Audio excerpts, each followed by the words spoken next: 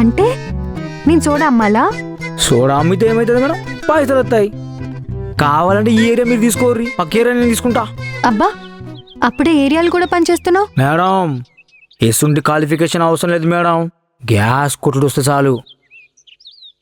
నాకు రాదు కదా. అదేనా బ్రహ్మైద్యనా మేడం, నేను నేర్పితత్తి.